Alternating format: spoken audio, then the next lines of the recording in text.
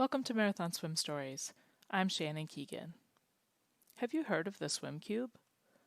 Located a few hours outside of London in Brixworth County Park, Swim Cube opened for swim coaching and analysis in 2018. Like myself, head coach Stuart Hacker advocates for taking the first step to improving your stroke by seeing yourself swim. It's easy to envision yourself swimming perfectly, but to actually make change, you need to connect the dots between what you think you're doing and what you're actually doing. Even if there's not an endless pool near you, you can still get feedback on your stroke by taking footage of yourself swimming and sending it to me, shannon@intrepidwater.com. Did you know that Stuart is also a marathon swimmer? After a couple of experiences crossing the Sea of Galilee, he completed the English Channel in 2018. He tells us all about it in this episode. Or marathon Enjoy. swim story. So tell me, Stuart, what's your story?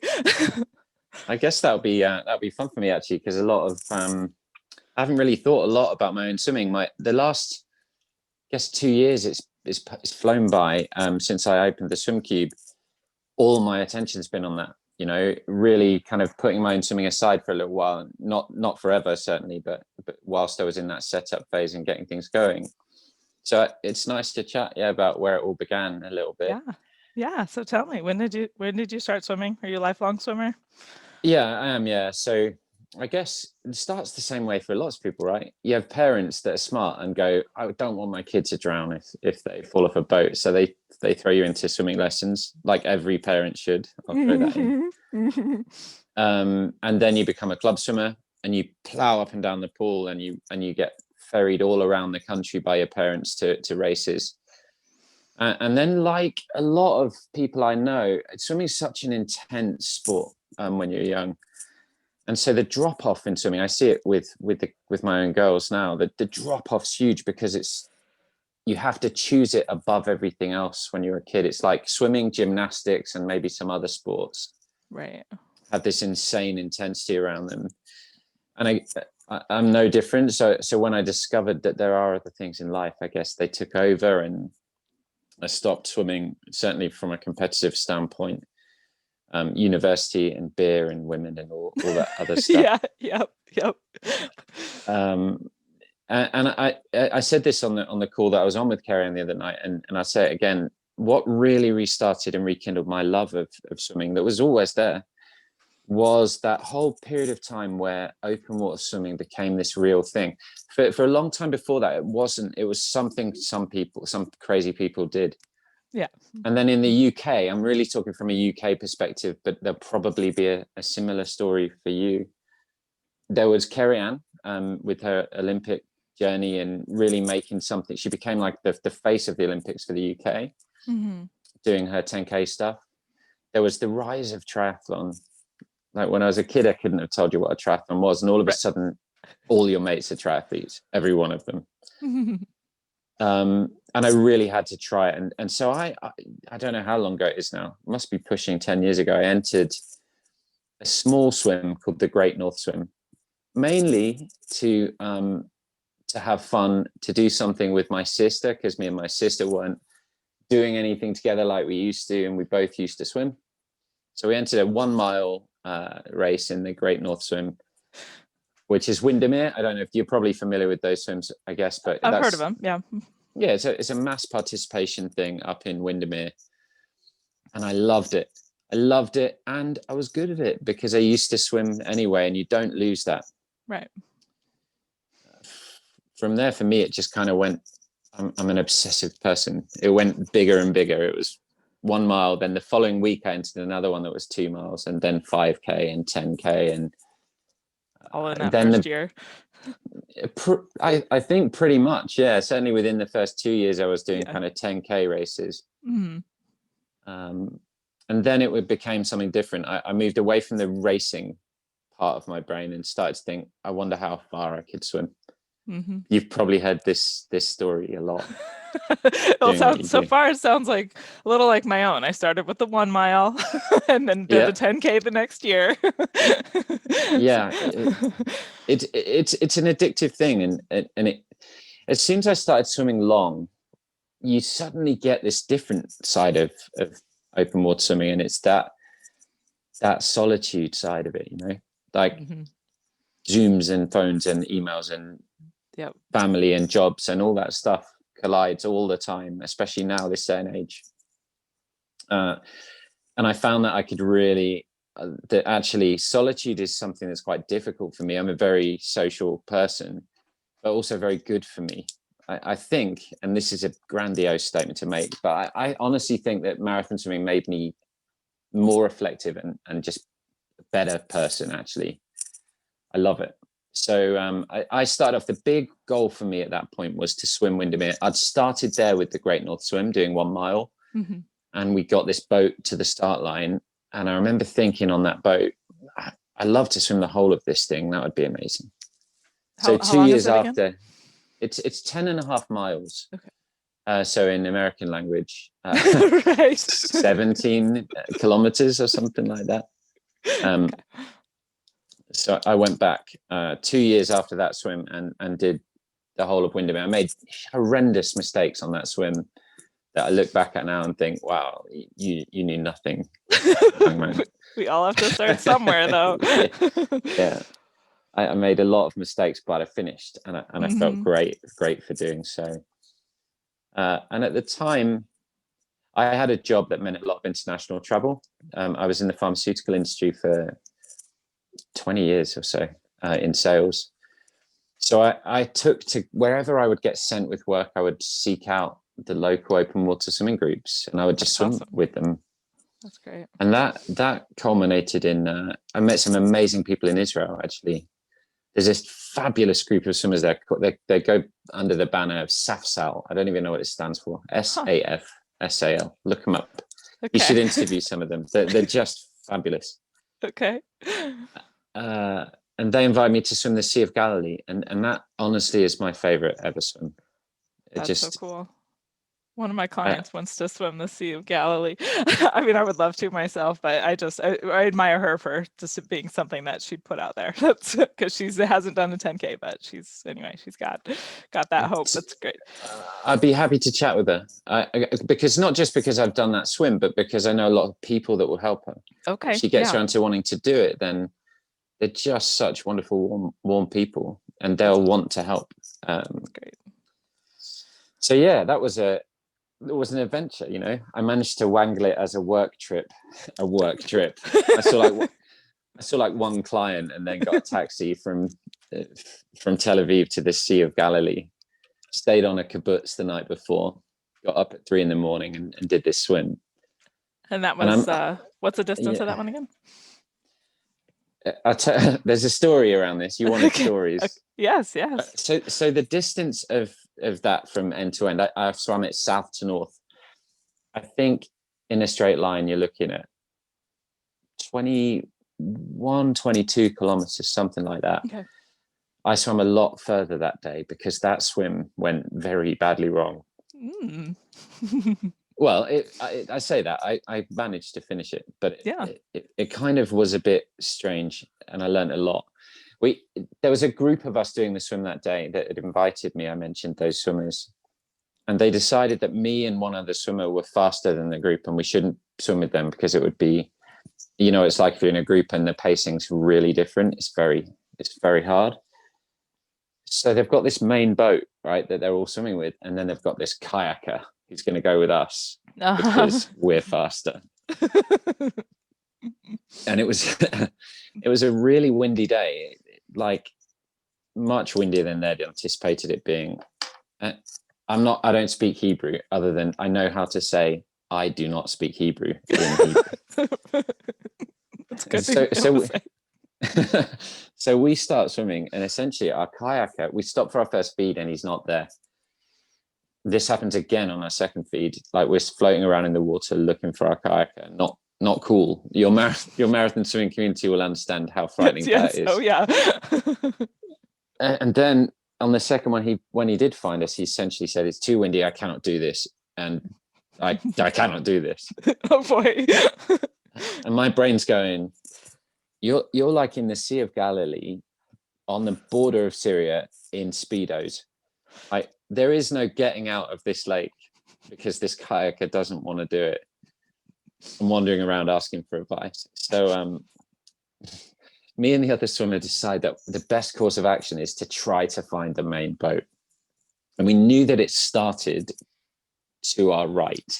So we figure if we swim across the lake instead of where we're going, again, not something you want to do on a marathon swim. Right, swim the wrong way. With no feed, right? So you've got no food. Kayakers blown off. Yeah. So we start swimming. My friend, and she's a great friend of mine, she's basically swearing in Hebrew, but I could tell what she was saying. So we swim across the lake, and completely fortunately, in the distance, we see the main boat, which we find, and the group of swimmers. And then the rest of the swim, that first time, because I've done this swim twice because I had to go back and do it again. It was amazing. Yeah. We essentially are swimming and then circling back, and then swimming and circling back. So that long story was an answer to your how far is it? I have no idea how far I swam. Yeah. A lot further than I should have. Yeah. I just learned so much that day about the mental side of marathon swimming. That was the hardest thing I think I've had to overcome in a swim, because I lost it. My brain was really, I was frightened. I've never been frightened before in the water, and I was actually frightened, which is it took something to. Yeah. Yeah. Well, you knew you could swim. So what was the driver of the fear? Just that we wouldn't find the boat, wouldn't find the end. Yeah. All of those things. Yeah. Where's that boat? What do we do if we can't find that boat? Because like many of the lakes in America, you can't see the shore. I mean, it's a massive lake. Yeah. And you're thinking, okay, well, this is not cool. Your adventure isn't quite panning out how you had expected. Right. I wasn't. I described it as being frightened. I'm never that overwhelmed in the water. I'm always a little bit too comfortable in water, I think. But yeah, once we found the boat, it was kind of fun, right? You're swimming around all these people, and the fear goes away, and on we went. Yeah. Yeah. So I went back and did that swim again with another friend of mine a few years later, and it went far more to plan. And took I think like 2 hours less or something like that. Yeah.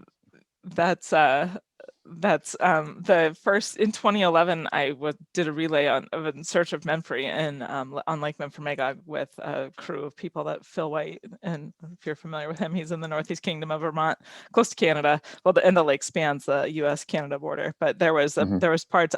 My relay partner was the one swimming when we had the 1 foot swells and the headwind, and kayakers were blowing. We started at midnight. Kayakers were disappearing right and left. And anyway, it's good to have those stories, because you start to realize, what people are capable of. But it's definitely dangerous and scary when it's happening.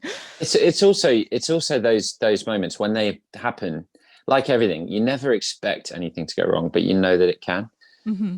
And you kind of remind yourself that that's what you train for in marathon swimming. You put yourself in these strange positions in training, exactly so that when you're doing a swim, you've got something to lean on. You can go, right, I've been told about this. I know how to deal with this. It's okay. Right. Even just that knowledge of knowing, so other people have been stuck in the Sea of Galilee without a boat, and they made it. Can help somebody else. I love even the sound of that, the Sea of Galilee. It's so I'm not beautiful. a religious guy, but it's like the history there is incredible. So you don't have to be religious to really appreciate like the amazing history of that you're swimming in. Right. Like in the Bible, whether you believe in him or not, Jesus walked across the Sea of Galilee. So I figured if I swim the full length of it, that's one up on the big man, right? Oh man, that's let's go back to, so you're getting into marathon swimming. How do you feel when you're finishing these big long swims? What's that feel like for you? I think different every time. It depends on the swim that you do. with the channel that I did in 2018, I have to admit, the first feeling I had was overwhelming relief, because we put pressure on ourselves, right? You enter something to do something. My dad was on the boat, and there was something in that for me. There was something about me and my dad doing this thing together, and I didn't want to let anyone down. And I know that's not a particularly positive reason to do something, but it's palpable, right? You can feel it. So I remember when I got onto that beach, the first thing I thought was just the relief of having done it. Mm-hmm. And then those kind of really good feelings come after that for me, I think. Mm-hmm. Also, it hurts. Like, I'm not getting any younger. So you swim for hours and hours and hours. It hurts. Yeah. So that's all. So that's also a nice thing about it. Yeah. I think I got to ask the question back there. I mean, what kind of emotions do you find you feel when you finish big swims? An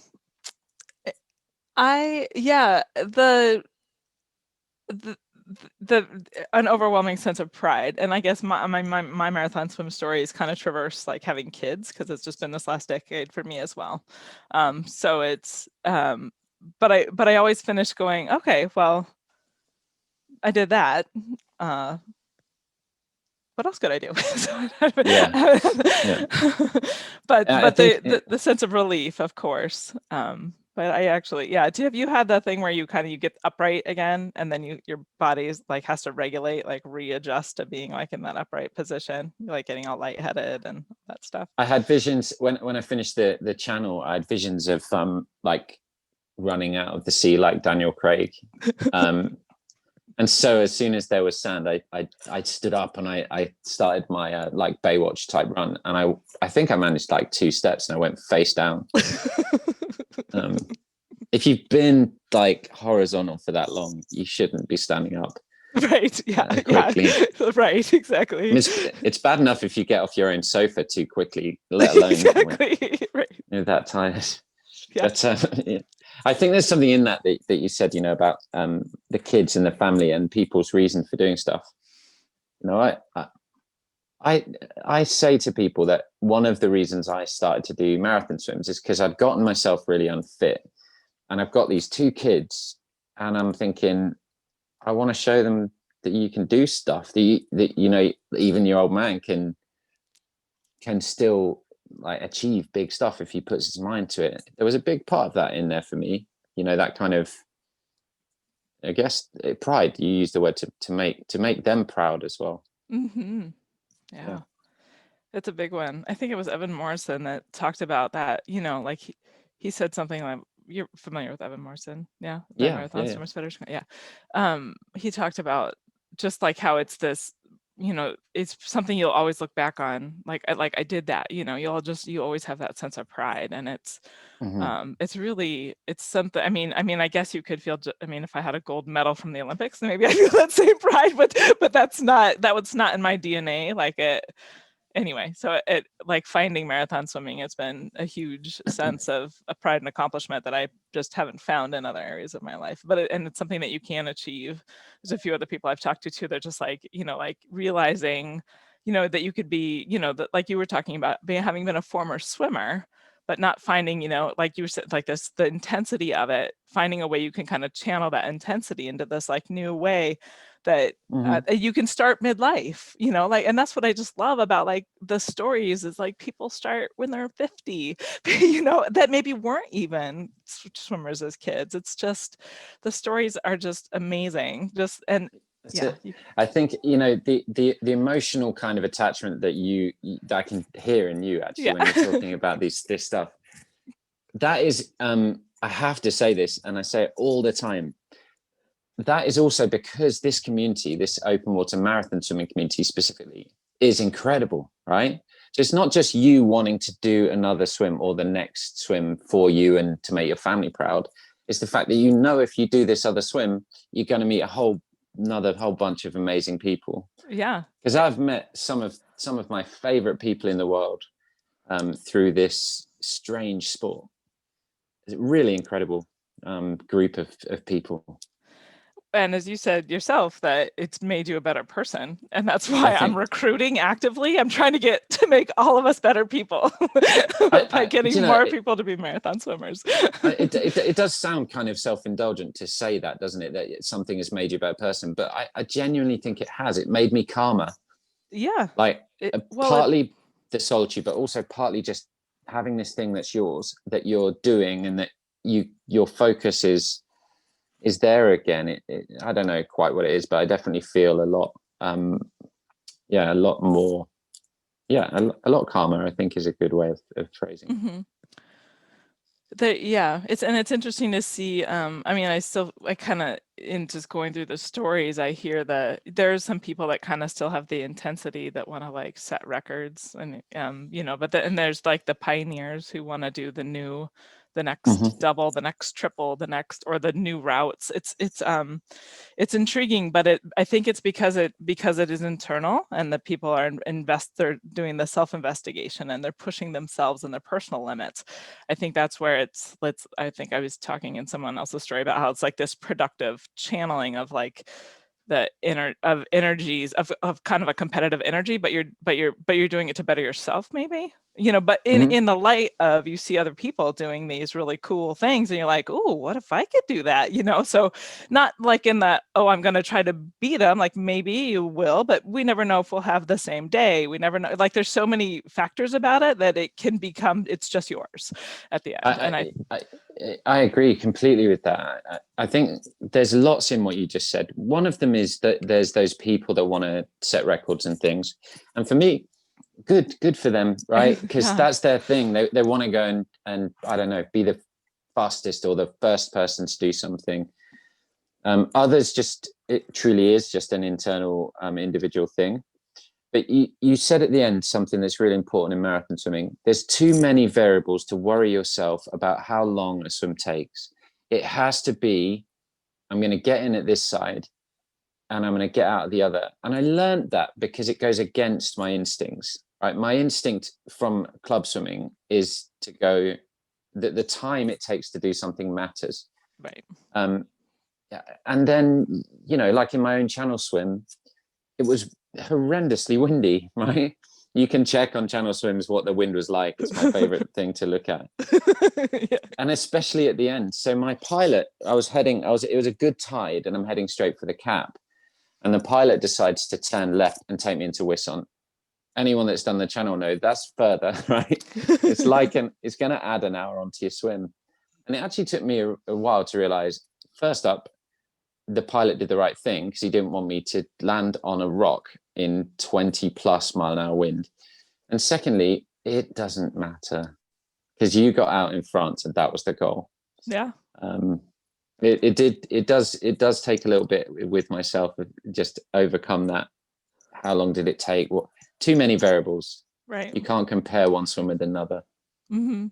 But that's I think that that letting go, like even that process, that's what makes the community so great, is because we're all having to go through that process. So we're all kind of processing it together. And that's what makes us like kindred spirits when we meet one another. Just like, oh yeah, I've done that. Definitely. Too. Definitely. Where do you do all of your kind of training locally, or have you been internationally and done any training and things like that? Some of my favorite times in marathon swimming have been training journeys rather than the swims themselves. Right. Yeah. I haven't done anything. I was supposed to go to Loch Ness this year, but no, I guess I haven't. The short answer is no, I haven't made it internationally my first 10K was in Bermuda, but that wasn't that's cool. But that's that I haven't made it to any of the awesome camps, like the Hit the Wall and whatever. There's so many fantastic ones in that. I did I did Ned Denison's camp before the channel. Oh, sorry, I lost you there. My phone's just playing up. Are you back? Yeah. Loch Ness, that's very cool. Well, yeah. Last year I did Tahoe and Memphremagog, which is like, there's like this triple crown of lake monster swims. I have a lot more sea swimming to do. But anyway, the third one in the triple crown of lake monster swims is Loch Ness. So that was on my radar this year. But I'm not even familiar that there is a monster swim. Right. Well, there's people out there making up all kinds of things. Yeah. That's very cool. yeah. Anyway, but I'm hoping to host camps as well. That's one of the things that, because I've kind of had a similar experiences, just even at like SCAR in Arizona, where you're just like there's this community and you're there every day and you're with the same people, and there's Kingdom Swim Week up in Vermont, and just like, it's when you're in that environment, I think that's where people can really stretch themselves. I had this whole camp planned on Lake Shasta, which is one of our really big lakes in Northern California. And we were going to have people on a houseboat and just like swim, like it was fantastic. It will be fantastic someday. But anyway, that was going to be in April this last year. Yeah, it will. This year has been crazy. Just before this call that we just had yet another national coronavirus update from those in power, telling us what the newest bad news is. And it's felt like this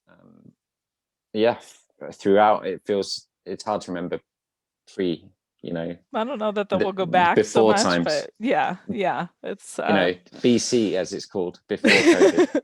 Yes, exactly.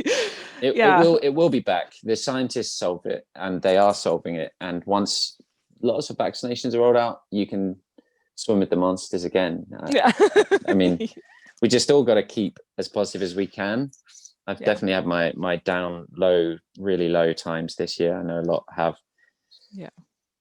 But it's it'll all be back to normal at some point, and I can't wait. Yeah. So tell me a little bit more about the pandemic. How has it? You've said you've had some low times. How has it been for you? I think everyone's story is different on how this has affected them, and it's affected everybody.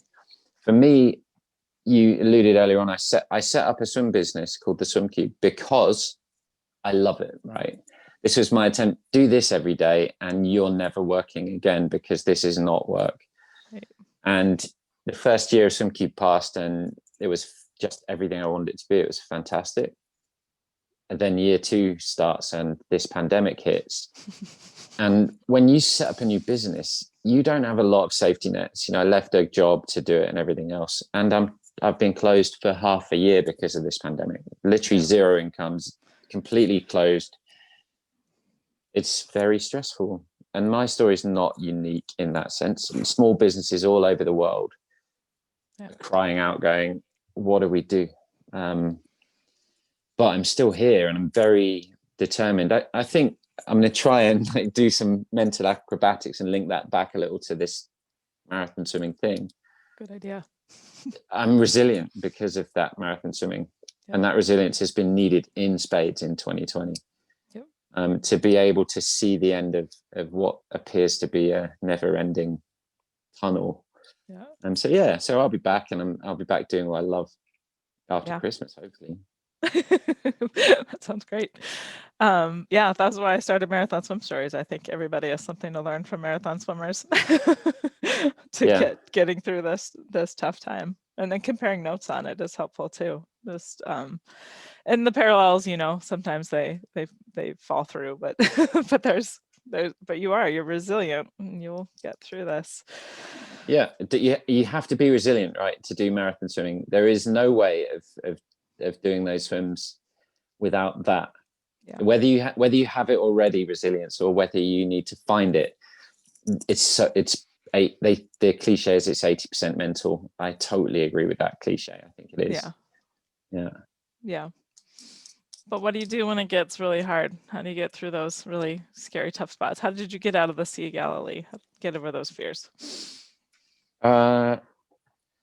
So I spoke to some people actually that I know, just looking through the list of people you've spoken to.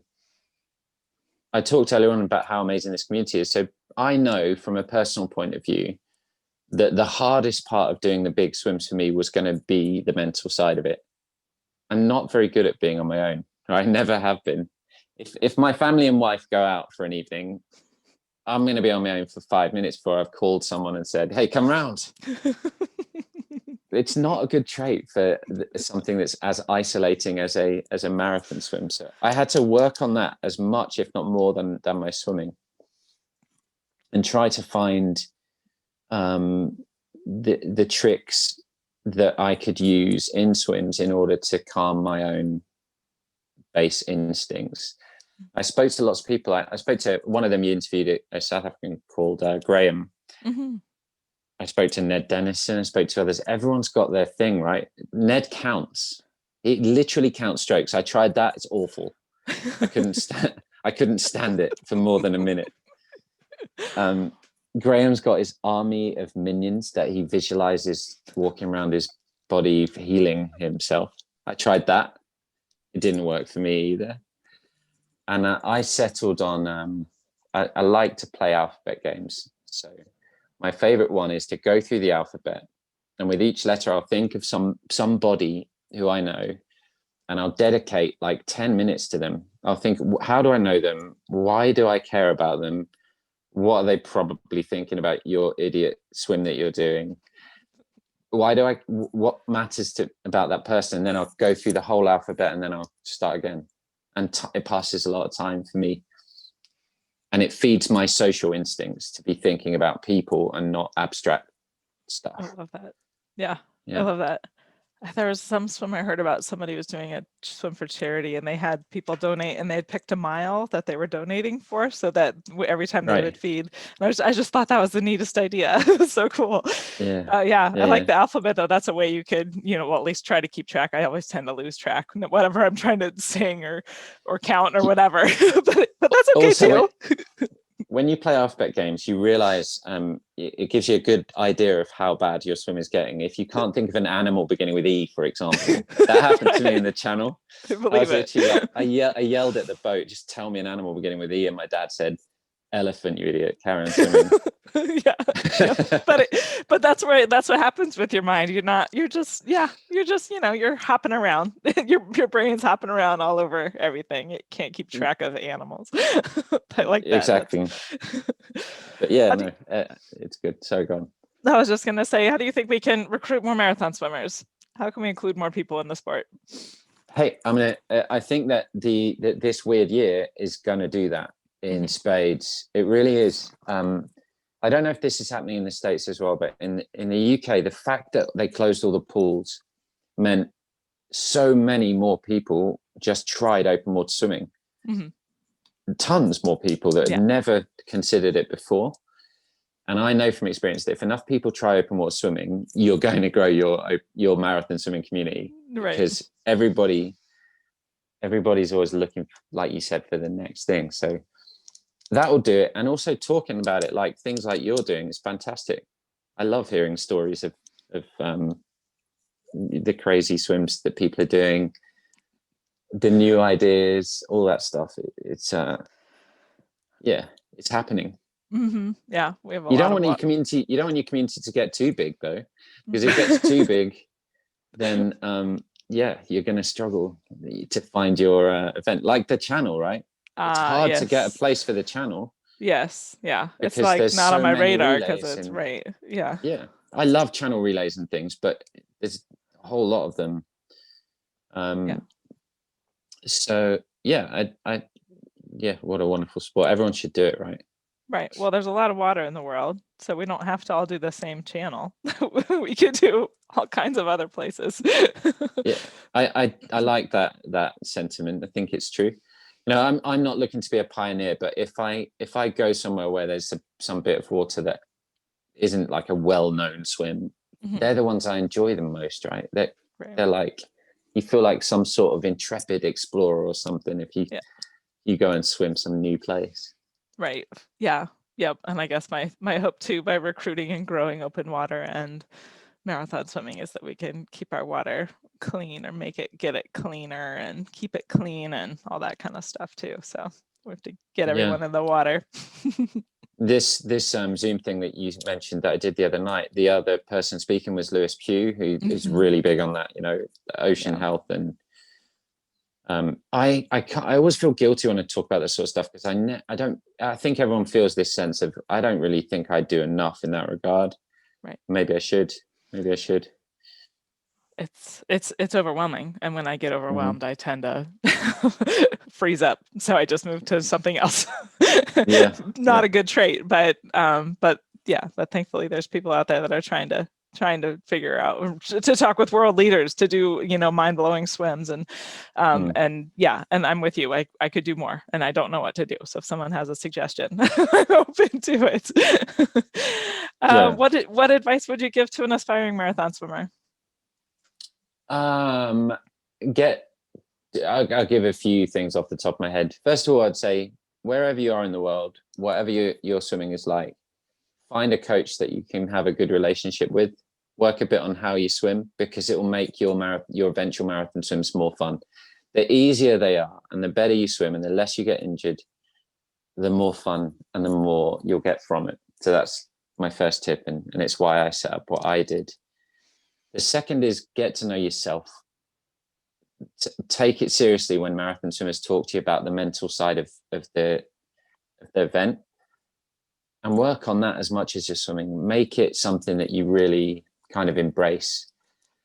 And I talked earlier on about that with me. It was the hardest part for me, without any shadow of a doubt, was, like I read a book, what's that book called? The one about your chimp, the Chimp Paradox. You ever read that? No, but I've heard a different book, but it like touches on the same concepts. Chimp Paradox. Yeah. Okay. So the Chimp Paradox I read, right? And this is not a book, you can probably tell based on everything I've said so far, that I would ever have considered reading before, because it trespassed a little too much on things that I just kind of ignore in my life. But I did. I read books like that. I embraced them. I thought about it. So that would be tip 2. Get to know yourself. Work out how to soothe your brain so that you can deal with everything that marathon swims can throw at you, and they really can. Like in the channel, I'll throw a story in, another example of something going wrong. I'm good at those. I love it. My dad throws my feed off the side of the boat. I was using a retractable dog lead for feeds with a bottle on the end. Oh, okay, interesting. Makes sense. We figure easier than string, because you can just press the button just and fold back in. Yep. Yeah. Until it goes wrong. Until it goes wrong.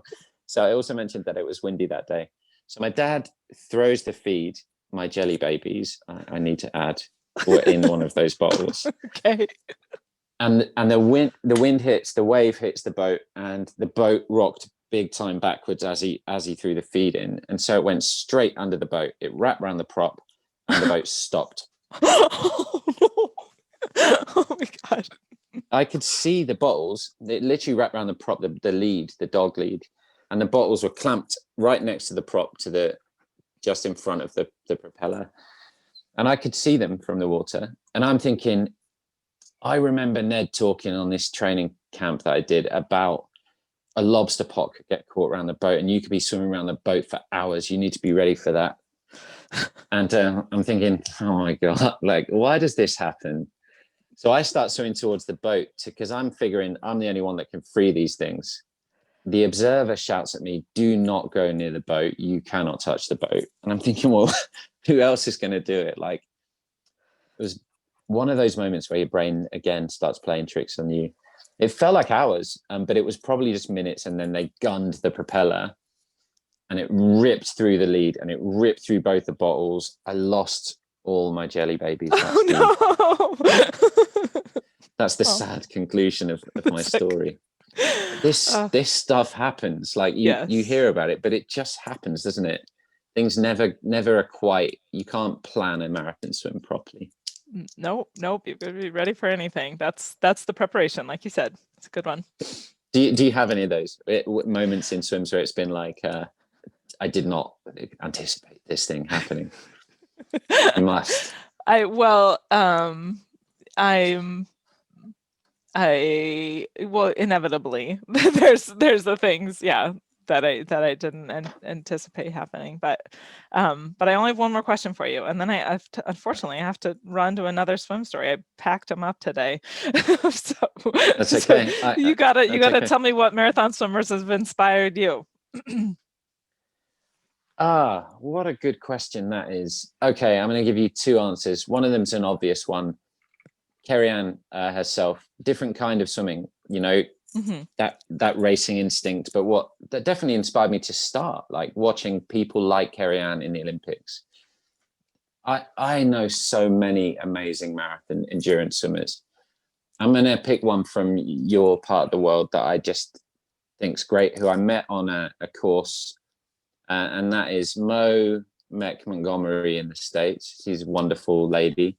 She's done some amazing swims, and she's just a fab person who I've kept in touch with ever since that camp. I could literally ruin your next one by going on forever about people that have inspired me. Well, I will have to circle back because I'm starting season 2 in January, and I'm going to have return guests. So many. There's a good friend of mine. A good friend of mine called Nick Murch is another. Okay.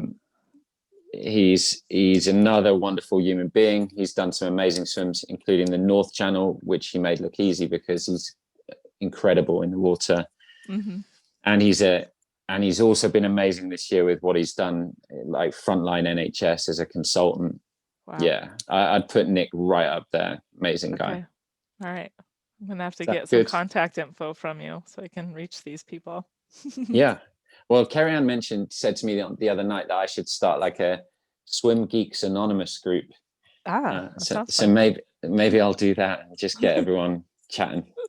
I love it. I'm in.